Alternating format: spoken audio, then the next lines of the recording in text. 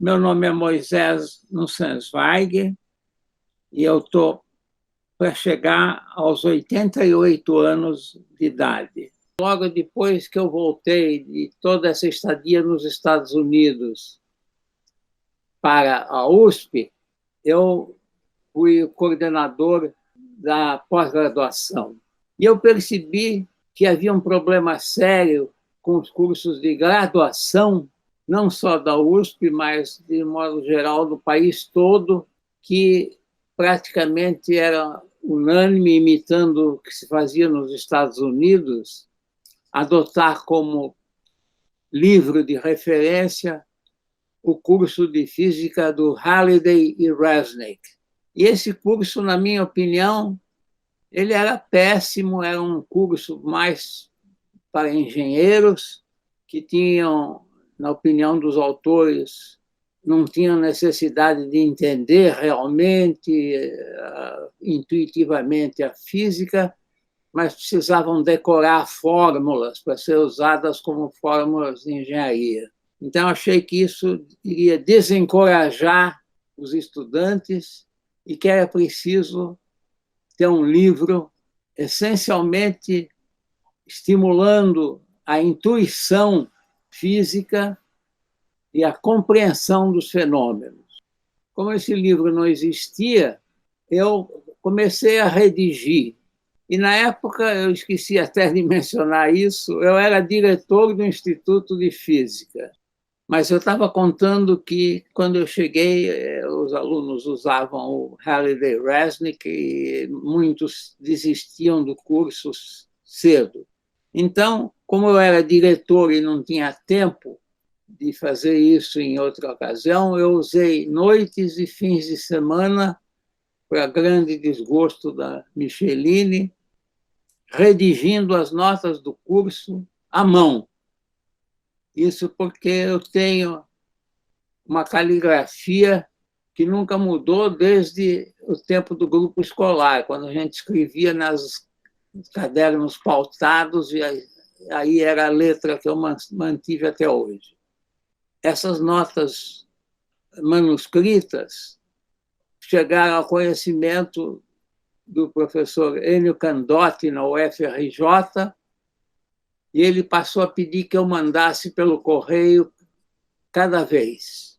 E foi ele que finalmente acabou me estimulando a publicar realmente como livro o primeiro volume, e aí o editor Edgar Blucher resolveu publicar e começou publicando com as notas manuscritas. A primeira edição ainda é reprodução exata das notas manuscritas. Mas aí o custo do papel passou a ser mais caro e era mais barato diminuir o número de páginas fazendo em forma impressa.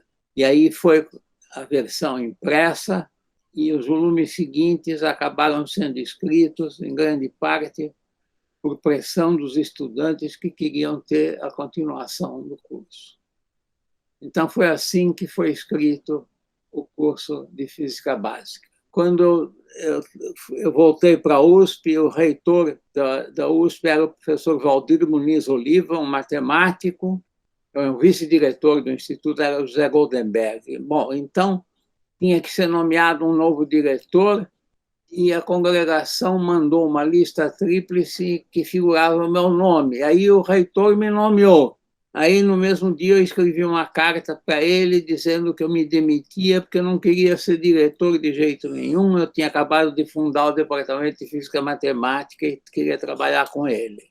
O reitor ameaçou os colegas que, se eu não aceitasse, ele ia nomear um interventor, e aí os meus colegas me forçaram a aceitar ser diretor do Instituto.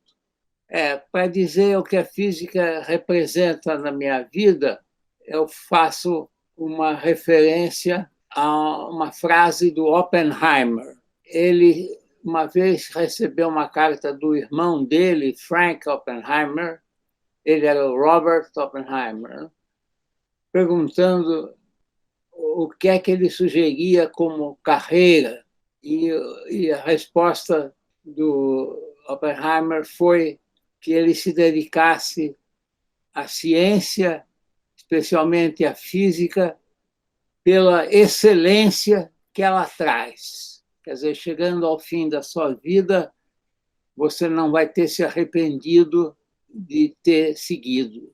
Eu acho que é uma muito boa resposta. Vou falar um pouco mais do Oppenheimer, que eu esqueci de mencionar antes.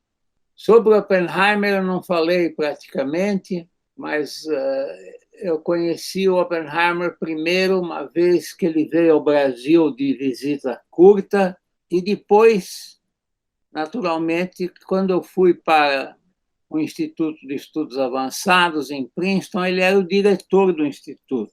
Então, tanto o meu colega Samuel McDowell, que tinha ido para lá um pouco antes, como eu, morávamos lá no Instituto, éramos vizinhos, nossos endereços eram 105 Einstein Drive e 107 Einstein Drive, e a gente convidava, às vezes, o Oppenheimer para vir nos visitar, vir jantar em casa, por exemplo, e ele queria sempre ter notícias do Brasil, e foi justamente a época do golpe de 64, então ele queria saber se deveria conversar, a gente contou das perseguições políticas depois da ditadura, e ele tinha perguntado se poderia falar sobre isso com o adido científico em Washington, adido científico do Brasil. E a gente disse que, claro, que seria muito bom. Uma coisa típica dele, perguntou: vocês acham que eu deveria usar minha ordem de Cruzeiro do Sul quando eu fosse vê-lo? Isso é típico do Oppenheimer. Ele, de certa maneira, ainda era meio vaidoso e politicamente um tanto ingênuo, embora tivesse sofrido todas aquelas perseguições políticas. Ele dizia que defendia atitudes do presidente dos Estados Unidos, mesmo quando ele tinha feito uma invasão de alguma república da América Central, alguma coisa assim, dizendo: não, o presidente conhece mais fatos do que nós.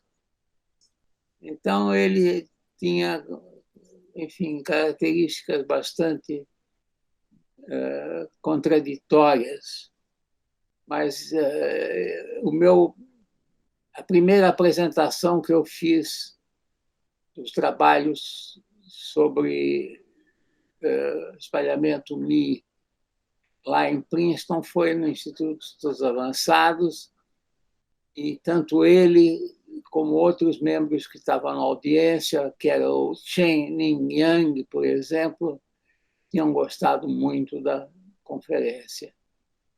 De fato, em parte, é um dom da pessoa ter a capacidade de se comunicar com facilidade, articular bem as coisas, se esforçar para tornar a compreensão a mais simples e completa possível, sem tentar fazer exageros de rigor, dando o máximo de peso para a intuição, desenvolver a intuição física, como demora muito tempo também para desenvolver uma intuição biológica, que hoje em dia eu espero ter, mas que levou uns 10 anos para conseguir. É a capacidade de você, de certa maneira, adivinhar a explicação de fenômenos que você nunca tinha encontrado, por analogia com outros que você já conhece. Isso tem muito a ver com o que a gente chama de intuição. E, naturalmente, preparação cuidadosa de aulas é importante também. Primeiro, em termos de repetição, eu procuro nunca dar 2 vezes seguidas o mesmo curso e diversificar de ano para ano o curso que eu estou dando. Então, eu não creio que eu repita da mesma maneira cada tópico que eu dou num curso 2, 3 anos depois eu posso estar dando de forma diferente, mas sempre procurando estar preparado a cada vez.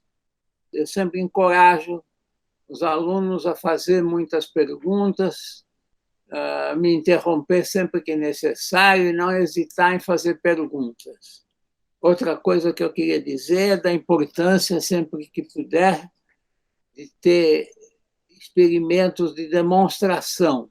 Nas aulas teóricas, se acompanhar com equipamentos e fazer demonstrações, pelo menos as mais simples e bonitas. E isso acabou dando origem ao projeto que se chamou Aventuras na Ciência, que eu esqueci de mencionar, mas que foi uma série de kits de ciência que, juntamente com uma equipe de meia dúzia de colegas de vários lugares do país, a gente montou esses kits com a ideia de que, distribuindo para os estudantes, eles levassem para casa e fizessem experimentos não por ser indicados e repetidos, mas imaginassem coisas novas que pudessem ser feitas com esse equipamento, mas tendo a mão na massa.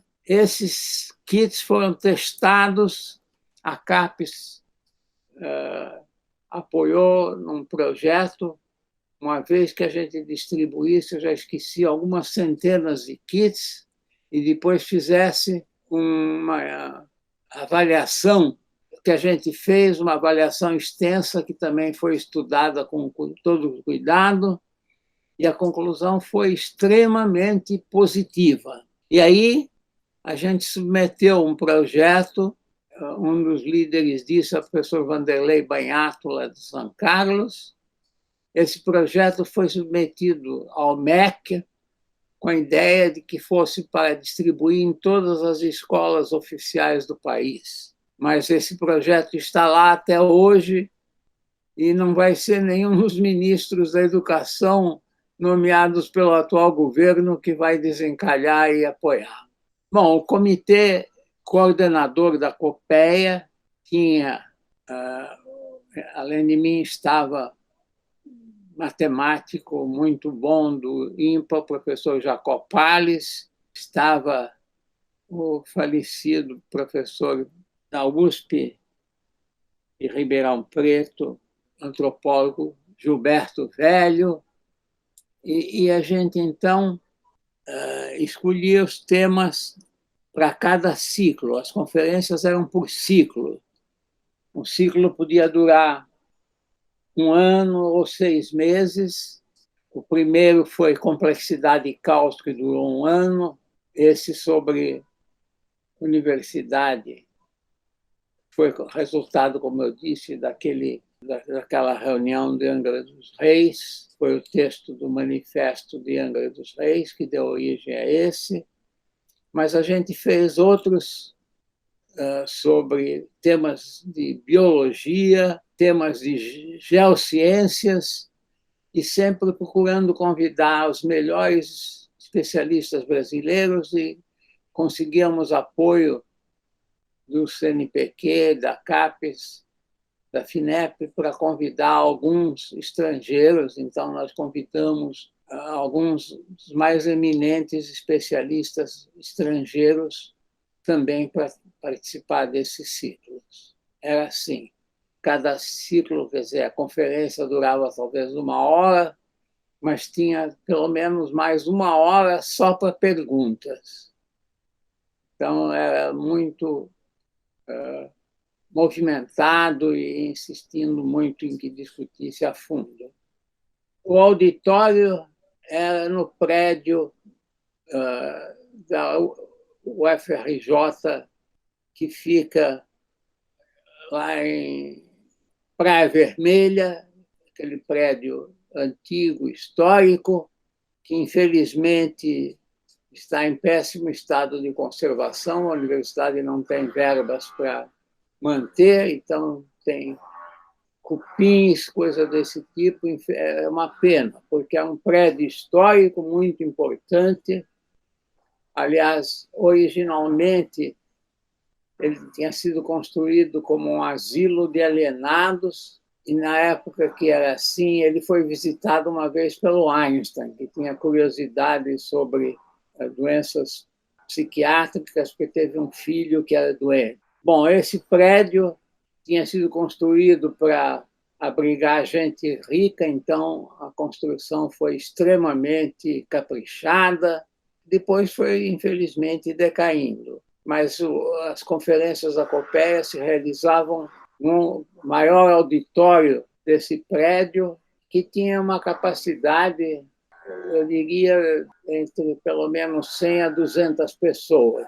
E as conferências eram geralmente bastante lotadas de gente. Infelizmente, houve um desastre depois.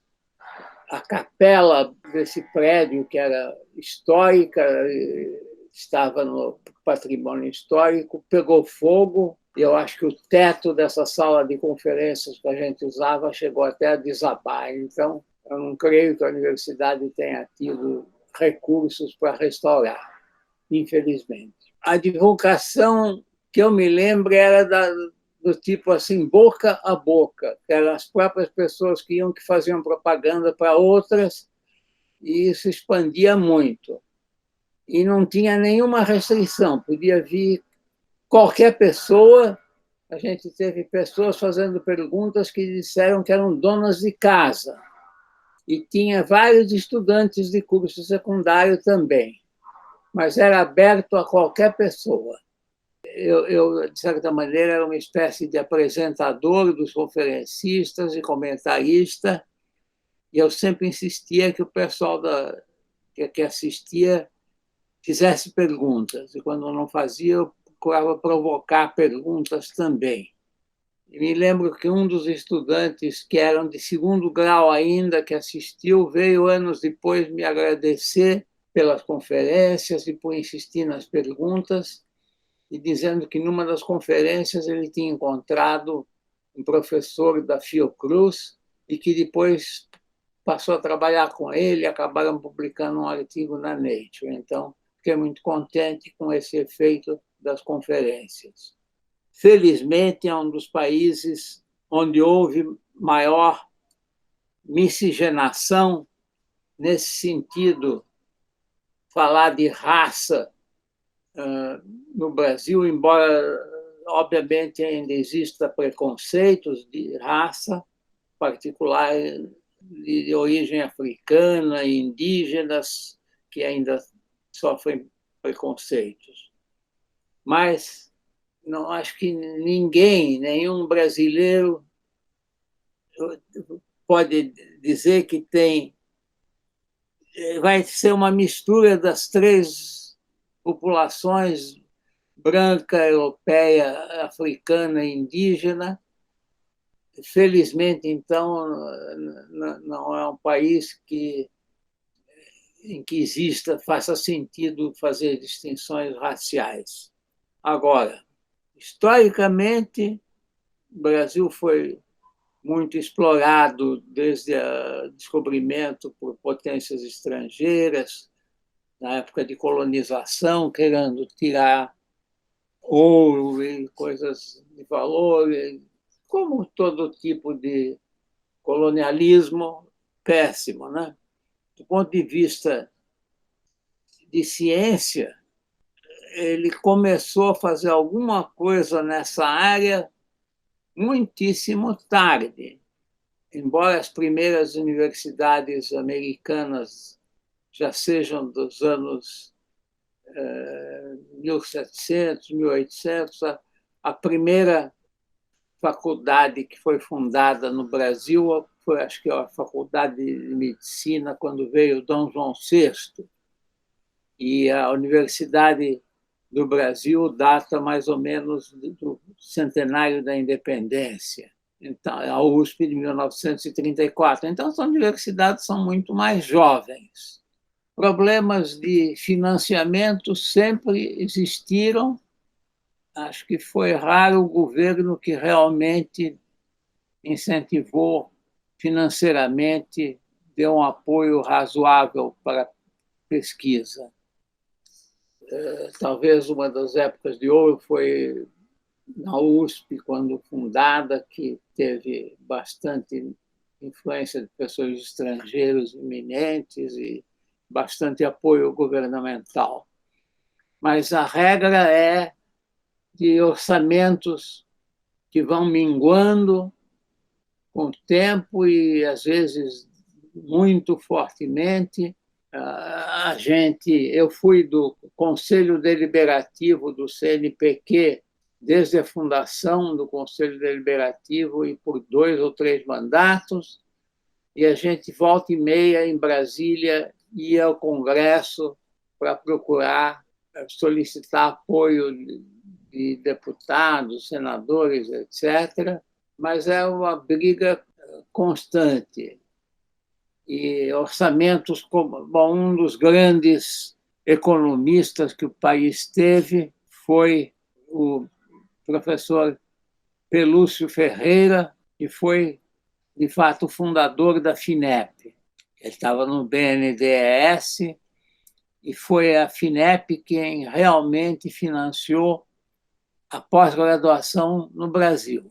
Isso foi uma época de ouro, mas os governos seguintes realmente, em geral, retrocederam e cortaram orçamentos. Me lembro que, por exemplo, quando Fernando Henrique foi eleito, ele convidou uma dúzia de pesquisadores para ir a Brasília, para dar sugestões a ele sobre o que fazer. Eu fui um deles e a gente já tinha a ideia de criar no Brasil um programa equivalente ao que sustenta grande parte da pesquisa na França, que são os laboratórios associados lá ao CNRS. Então, a gente propôs que fizesse um programa análogo no Brasil. Começou com a aprovação dele, nós fizemos até um primeiro edital que funcionou muito bem, mas em pouco tempo o próprio Fernando Henrique foi cortando as verbas e, quando ele terminou o governo, já estava um orçamento muito mais baixo. E a gente foi acompanhando, através de vários governos sucessivos, cortes de orçamento. Raríssimos governos tiveram um pouco de melhoria. Uma vez, na época que o Sérgio Rezende estava no Ministério, foi melhor. São poucas épocas, em geral é o contrário. E o que a gente vê atualmente é uma das piores situações de toda a história. O governo atual, eu diria que tem total desprezo por educação e por ciência. Realmente é um desastre tudo que se refere à ciência e educação atualmente no Brasil. Nesse item, eu tenho exatamente a mesma posição que tinha o Einstein. O Einstein tinha, você pode falar de religiosidade, ele tinha o encanto e a fascinação da natureza. E, nesse sentido, não era a ideia de que existisse um Deus pessoal que comandasse as coisas, mas que as leis da natureza eram algo de maravilhoso e que as pessoas raramente se davam conta disso. Eu escrevi um livro bem recente, a editora Edgar Blucher publicou, acho que foi o ano passado, um livro que eu escrevi que se chama De Onde Viemos, O que Somos e Para Onde Vamos. E que eu começo na introdução dizendo que a maioria das pessoas não se dá conta de quão maravilhosa é a vida, que é um fenômeno muito mais fantástico do que qualquer novela policial, mais admirável. Então, um dos objetivos do livro é tornar isso evidente. Essa atitude de considerar a vida como algo maravilhoso, se você quiser, é o mais próximo que eu posso dizer de um ponto de vista religioso. Eu acho que é o que Einstein também queria dizer. A mensagem tem um clássico francês, Rabelais, que escreveu 2 livros, um que se chama Gargantua e outro é Pantagruel. E num deles, eles são muito cômicos e com linguagem frequentemente bem grosseira. Mas uma das coisas que acontece no livro é que é a procura de um oráculo. Esse oráculo é chamado da Dive Bouteille, Deus a garrafa de vinho, ok? A pergunta é sobre o que é que recomenda o oráculo da Dive Bouteille, e a resposta em francês é fais ce que voudras, ou seja, faça aquilo que você quiser. Eu acho que é a melhor recomendação, fazer algo que você goste, porque se você gosta de uma coisa de verdade, você pode dedicar sua vida inteira a ela sem se arrepender.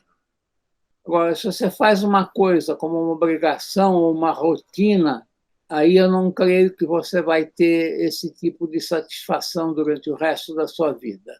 Essa é a recomendação. Faça aquilo para que você tem gosto, vontade, vocação. E não deixe de fazer qualquer que seja o obstáculo, porque se você tem essa vontade, você vai conseguir. Diversidade é importante. E eu já mencionei, já escrevi isso uma vez, o século XX foi o século da física. E o século XXI é o século da biologia. Na minha opinião, e eu já recomendei isso para pessoas até da família que estavam me perguntando se fosse fazer ciência, o que é que eu faria hoje em dia. Então, eu diria que o tema mais fascinante que eu conheço, não só para esta época, mas para sempre, é o cérebro, que é, de longe, o sistema mais complexo que a gente conhece no universo. Eu diria que é quase que um tema inesgotável de pesquisa, a pesquisa sobre o cérebro, a memória, a consciência. Praticamente toda a nossa visão do mundo nos é transmitida pelo cérebro, e nem sempre de forma muito fiel. O cérebro também nos engana ou apresenta as coisas de uma maneira mais lógica do que são, mas tudo que a gente conhece vem justamente através do cérebro. Eu acho que esse é um tema quase inesgotável de pesquisa. A própria área daquilo que se chama de sistemas complexos. Nós tivemos o nosso primeiro livro da coleção Copeia sobre complexidade, causa, e complexidade é um tema muito bonito e muito pouco explorado. Ainda tem muito a fazer sobre isso. Por exemplo, do ponto de vista matemático, um sistema complexo evolutivo é um sistema que é básico para entender a vida. E nas conferências da Copeia a gente enfatizou isso. O Jacob Pallis, que é um grande matemático, estava presente. Mas eu acho que nem ele, nem ninguém do INPA, nem ninguém na matemática até hoje sabe tratar realmente um sistema complexo evolutivo. Por quê? Porque é um sistema cujas regras de funcionamento mudam todo o tempo. À medida que o sistema evolui, a própria natureza do sistema vai mudando. Então, os matemáticos ainda não conseguem lidar com um sistema assim, e muito menos os físicos. Então, tem bastante pano para mangas para trabalhar em matemáticos, físicos e biólogos. É uma recomendação que eu daria. Eu diria que há uma pressão forte para ter mais alunos inscritos em escolas públicas, simplesmente porque as pessoas têm menos dinheiro para pagar ensino privado. Então, a pressão é para maior população e, ao mesmo tempo, o governo vai tirando cada vez mais o atual dinheiro fornecido para a educação pública. Então, é um desastre de todos os pontos de vista. Eu acho que a minha carreira é um exemplo de que, com boa educação pública, se pode ter boa ciência, bom desenvolvimento para o país se desenvolve pelas inovações, não é por exportar produtos agrícolas, mas criar coisas inovadoras, assim que países como Estados Unidos e países europeus realmente se desenvolveram. Então, tudo que o governo atual faz está exatamente na contramão do desenvolvimento e do futuro do país. É isso que eu posso dizer, lamentavelmente. Olha, eu diria que a resposta está muito mais nas mãos dos nossos órgãos de governo.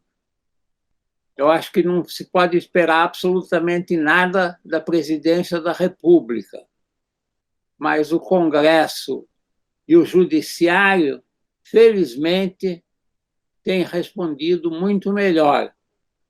Então, a esperança está em que o Congresso e o Poder Judiciário consigam vencer esse desastroso governo que nós temos e restaurar a importância de educação pública. Eu só queria agradecer muito a todos que me ouviram pela atenção. Só isso. Muito obrigado.